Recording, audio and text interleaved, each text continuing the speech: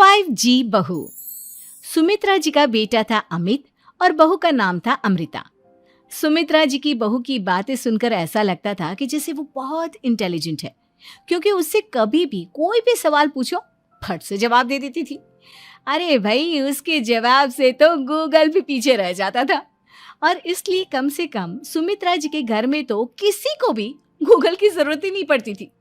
जब भी घर में कोई बात चलती, कोई कुछ भी कहता, तो अमृता फट से कह देती, ये तो मेरे साथ भी हुआ था, मुझे इसके बारे में सब मालूम है। एक दिन सुमित्रा जी अमित और अपनी बहू अमृता के साथ अमित के बुआ जी, फूफा जी यानी कि मुकेश और उर्मिला जी के यहाँ पर मिलने के लिए गए। अरे बहुत अच्छा किया अमित बेटा, इतने दिनों के बाद आए हो तुम। हाँ सुमित्रा भाभी, कभी तो आ जाया करिए अपने बच्चों को लेकर। आपकी बहू के आने से तो हमारे घर में भी रौनक आ गई है। वो क्या है ना, अमित ऑफिस के काम में बहुत बिजी रहता है, इसलिए उसे तो वक्त ही नहीं मिल पाता। अच्छा, लगता है नौकरी काफी मुश्किल है अमित की। अरे नहीं फूफा जी, ऐसी कोई बात नहीं है। आप तो जानते हैं ना प्राइवेट जॉब में कितना काम होता है। अरे कोई समझे ना समझे, मुझे तो पता है प्राइवेट नौकरी में इतना काम करना पड़ता है कि इंसान की आफत आ जाती है। लेकिन बेटा, तुमने तो कभी जॉब की ही नहीं, तुम्हें कैसे पता? अरे जॉब नहीं की तो क्या हुआ मम्मी जी, सब जानती हूँ मैं। सबसे पहले ऑफिस में जाओ, वहां पर अपनी एंट्री डालो, उसके बाद दिन भर सिस्टम पर बैठकर काम करो। चारों तरफ कैमरे लगे होते हैं, आप अपनी नजर इधर की उधर नहीं कर सकते। उसके बाद दिन भर बॉस की चिक चिक सुनो, वो अलग से। यही सब होता है, मुझे ना सब पता है।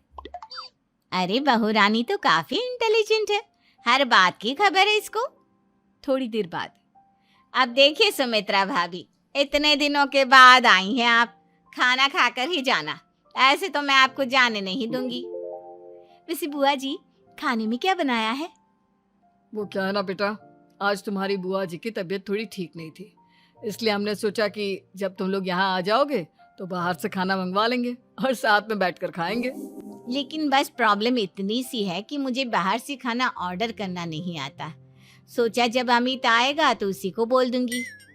अरे मुझे आता है ना, मैं कर देती हूँ ऑर्डर। बताइए क्या क्या मंगाना है आपको? इटालियन, कॉन्टिनेंटल, इंडियन, पंजाबी, सब पता है मुझे। क्या बात है बहू, क्या घर में भी खाना रोज बाहर से ऑर्डर करती हो? अरे नहीं बुआ जी, ऐसी कोई बात नहीं है, बस मुझे ना सब पता है। कोई बात नहीं अमृता, मैं अपने फोन से ऑर्डर कर देता हूँ। अरे क्या बात है, आजकल ऑनलाइन डिलीवरी पर कोई ऑफर नहीं चल रहा है, वरना काफी पैसे बच जाते हैं। कैसी बात करते हैं अमित, मैं कह रही हूँ ना मुझे सब पता है। मुझे एक बहुत अच्छा ऑनलाइन डिलीवरी वाला मालूम है, जहाँ पर 50% ऑफ मिल जाएगा। और आज तो वैसे भी फ्राइडे है ना, फ्राइडे को तो उस पर 50-70% ऑफर मिलता ही मिलता है। अरे क्या बात है, इसके बारे में तो मुझे पता ही नहीं था।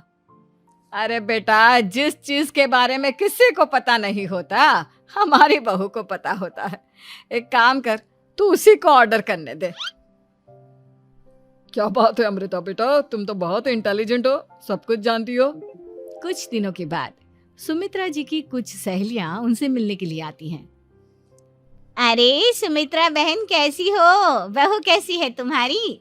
अरे पूछिए मत, बहुत इंटेलिजेंट है मेरी बहू, सब कुछ जानती है। क्या बात है, बहू के आने के बाद तो औरतें दुखी हो जाती है, लेकिन तुम तो बहुत खुश लग रही हो।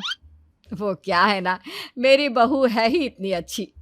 अरे तो बुलाओ ना, हमारे साथ बैठेगी, बातें करेंगी तो हमें भी अच्छा लगेगा। सुमित्रा जी अमृता को बाहर बुलाती हैं और उसके बाद सब लोग बातें करने लगते हैं। क्या बताऊं, कुछ दिनों से घुटनों में इतना दर्द हो रहा है कि चला भी नहीं जाता।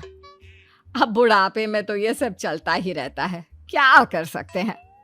आंटी जी, आप योगा करिए, योगा और साथ में ना काले तिल खाया करिए, आपके घुटनों का दर्द भाग जाएगा। लेकिन तुमको ये सब कैसे पता बेटा?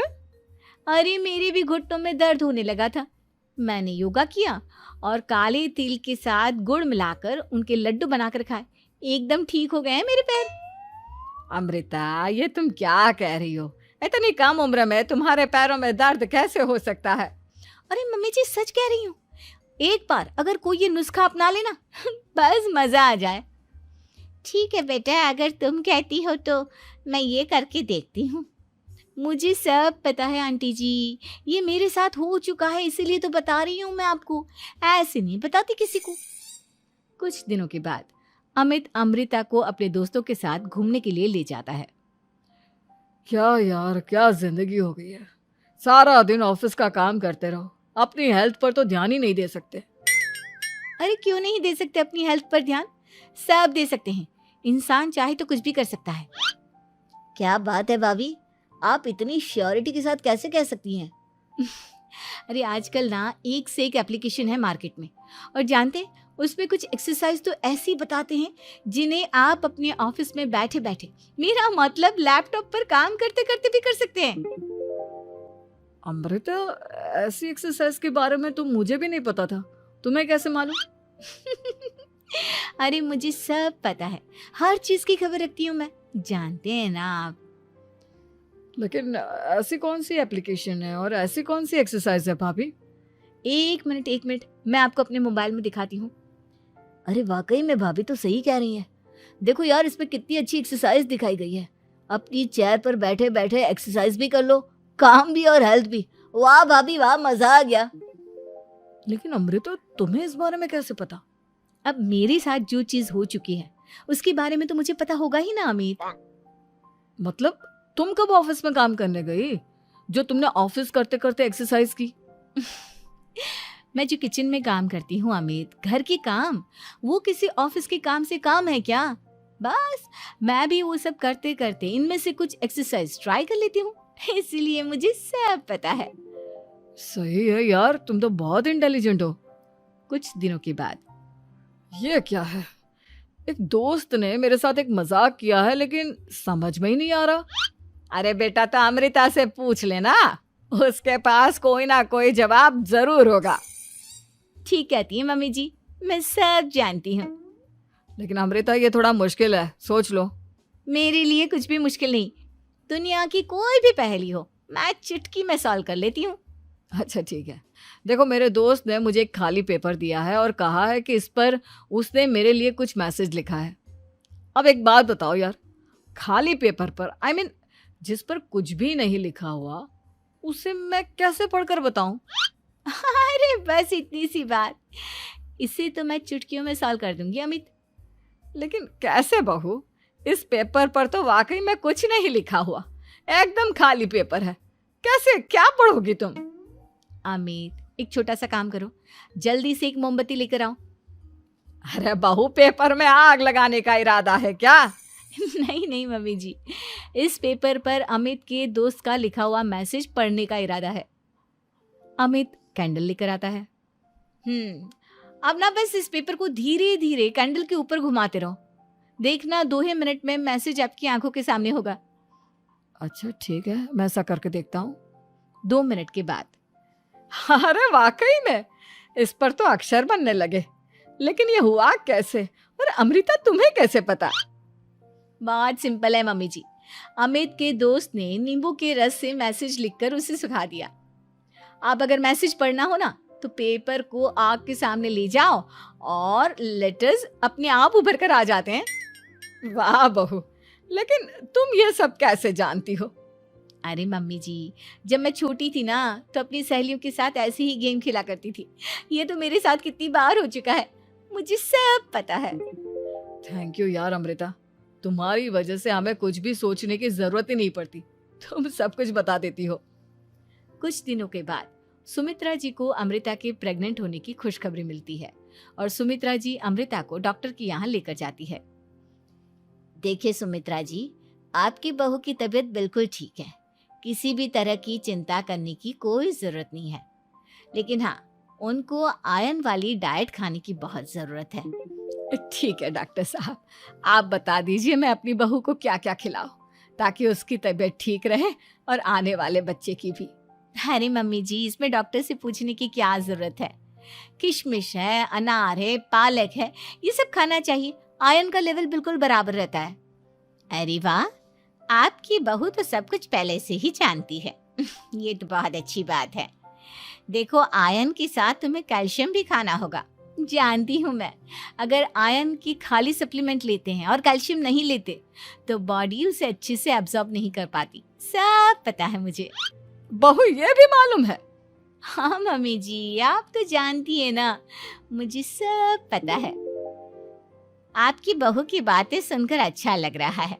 मुझे ऐसी बहुत कम लड़कियां मिलती हैं जिन्हें इतनी नॉलेज होती है, सारे सवालों के जवाब देती है। और हमारे इंडिया में तो वैसे भी हालात बहुत खराब है। बिल्कुल ठीक कह रहे हैं आप डॉक्टर साहब, लेकिन मैं उन लड़कियों की तरह नहीं हूँ। बहुत ख्याल रखती हूँ मैं हर चीज़ का। और जानती हैं आप, हमारे घर में तो किसी को किसी चीज़ के बारे में गूगल करने की ज़रूरत ही नहीं पड़ती। बिल्कुल ठीक कह रही है अमृता। अरे कुछ भी पूछ लो, इसे सब पता होता है। अरे वाह, तुम तो बड़ी कमाल की लड़की हो। चलो, ये तो बहुत अच्छी बात है, लेकिन फिर भी डॉक्टर की सलाह पर पूरा ध्यान देना चाहिए। वैसे क्या चाहिए तुम्हें, बेटा या बेटी? अरे डॉक्टर साहब, कुछ भी हो जाए, बस बच्चा अच्छे से हो जाना चाहिए। मुझे तो दोनों में से किसी से कोई भी परेशानी नहीं। और सुमित्रा जी, आप? डॉक्टर मैडम, मुझे तो लड़के और लड़की में कभी भेद करने की आदत ही नहीं है। पोता आए या पोती, मेरे लिए तो दोनों एक बराबर है। सुनकर अच्छा लगा।